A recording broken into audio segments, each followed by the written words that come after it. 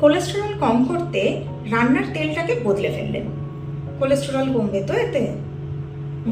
না, কারণ রান্নার তেল বদলে ফেললেও আপনি আপনার প্রতিদিনের রুটিনে যে ভুলগুলো করছিলেন সেটা কি বদলে ফেলেছেন? যদি তা বদলে না ফেলেন তাহলে কোলেস্টেরলের লেভেলও কিন্তু বদলাবে না।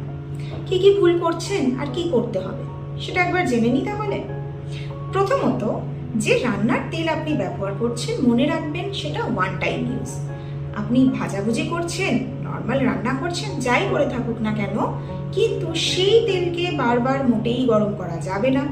অনেকটা গরম হওয়ার পরে তারপরে রান্না করা মোটেই যাবে না।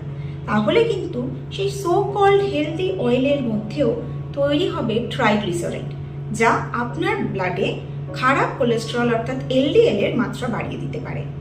দ্বিতীয়ত, এলডিএল এর মাত্রা কমানোর সাথে সাথে মনে রাখতে হবে এইচডিএল কোলেস্টেরল বাড়ানোর কথাও, যাতে সাহায্য করতে পারে ফ্ল্যাক্স সিডস, চিয়া সিডস এবং সয়াবিনের দানা। তাই এই 3 ধরনের খাবারকে রেগুলার আপনার ডায়েটে আজ থেকেই যোগ করা শুরু করুন। এছাড়াও আমাদের শরীরে কিন্তু ভিটামিন ডি সিনথেসিস হয় স্কিনের মাধ্যমে। স্কিনের মধ্যে থাকে একটি কোলেস্টেরল জাত উপাদান 7-ডিহাইড্রোকোলেস্টেরল, যা এই ভিটামিন ডি সিনথেসিসে সাহায্য করে। তাই আপনি যদি প্রতিদিন নিয়ম করে 30 থেকে 40 মিনিট সূর্যের আলোয় থাকেন ভিটামিন ডি তৈরি করার জন্যও, তাতেও কিন্তু আপনার শরীরে কোলেস্টেরলের মাত্রা একটু হলেও কমতে পারে।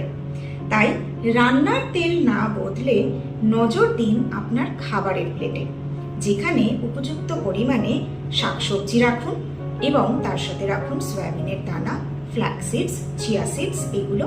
আর মনে রাখবেন রান্নার তেল কিন্তু বারবারের জন্য নয়, একবারের জন্য। এগুলো করুন এবং আগামী 1 মাসের মধ্যে দেখুন আপনার কোলেস্টেরল লেভেলের পার্থক্যটা।